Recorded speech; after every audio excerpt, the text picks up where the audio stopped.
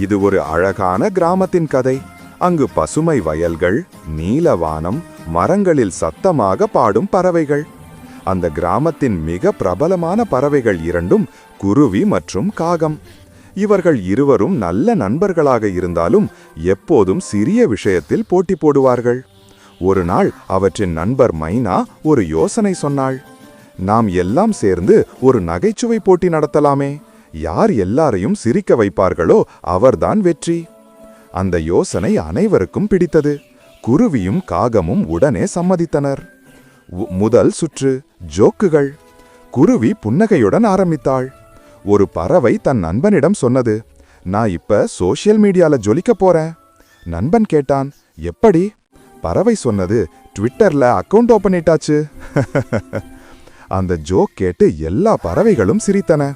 மைனா, பருந்து, கிளி எல்லாம் கைத்தட்டின. காகம் சற்றே சிந்தனையில் மூழ்கினான். அவனுக்கு தோன்றியது, இது சின்ன ஜோக் தான், நான் பெரிய ஜோக் சொல்லி சிரிக்க வைக்கணும். அவன் சொன்னான், ஒரு மனிதன் என்னை பார்த்து சொன்னான், காகா, என் வீட்டை சுற்றி பறக்காதே, துரதிர்ஷ்டம் வரும். நானும் சொன்னேன், அப்போ உன் வீட்டுக்கு போஸ்ட்மேன் வரமாட்டாரா? அவனும் என்ன மாதிரி காகம்தான். அந்த பஞ்ச் லைன் கேட்டு எல்லாரும் இன்னும் பலமாக சிரித்தார்கள்.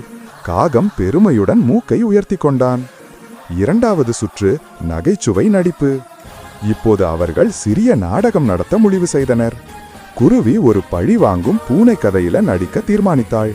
அவள் சிறிய குரலில் பூனையைப் போல மியாவ் என்று ஒலி செய்து பின் பறந்து சென்று கீக் கீக் என்று தப்பித்துக் கொண்டாள்.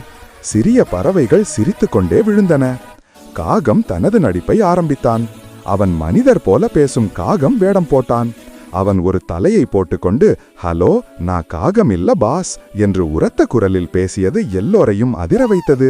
அவன் நடிப்பு மிகுந்த நகைச்சுவையாக இருந்தது. மூன்றாவது சுற்று திடீர் கேள்வி பதில்.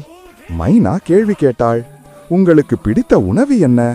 குருவி சிரித்தாள், எனக்கு ரொட்டி துண்டுகள் பிடிக்கும், ஆனால் அதை எப்போதும் மனிதர்கள் எறிவதை காத்திருக்க வேண்டும், அதுக்காக பேஷன்ஸ் லெவல் மிக அதிகம். காகம் சொன்னான், எனக்கு எல்லாம் பிடிக்கும், ரொட்டி, சமோசா, குப்பை எதுவும் விட்டு கொடுக்க மாட்டேன். என் உணவு பாணி ஆல் இன்க்ளூசிவ் பஃபே மாதிரி. அந்த பதில் கேட்டவுடன் எல்லாரும் சிரித்துவிட்டு வாவ் என்றார்கள். முடிவு. 3 சுற்றுகளும் முடிந்ததும் மைனா முடிவை அறிவித்தாள். குருவி மிகவும் இனிமையாக சிரிக்க வைத்தாள். ஆனால் காகம் எல்லாரையும் கண்ணீர் வரை சிரிக்க வைத்தான். எனவே இன்று நகைச்சுவை சாம்பியன் காகம். அந்த குரலில் குருவி சிரித்துக்கொண்டே காகத்தை வாழ்த்தினாள். அடுத்த தடவையாவது நான் தான் வெல்ல போறேன். காகம் புன்னகையுடன் சொன்னான், நகைச்சுவை போட்டியில் வெற்றி பெற்றாலும் உன் நட்புதான் எனக்கு உண்மையான பரிசு. இருவரும் வானில் சேர்ந்து பறந்தார்கள். மழை முகிலில் சூரியன் சிரித்தது போல. இவ்வாறு குருவியும் காகமும் நகைச்சுவை போட்டியால் அனைவரையும் சிரிக்க வைத்தனர். ஆனால் நட்பை இன்னும் வலுப்படுத்தினர்.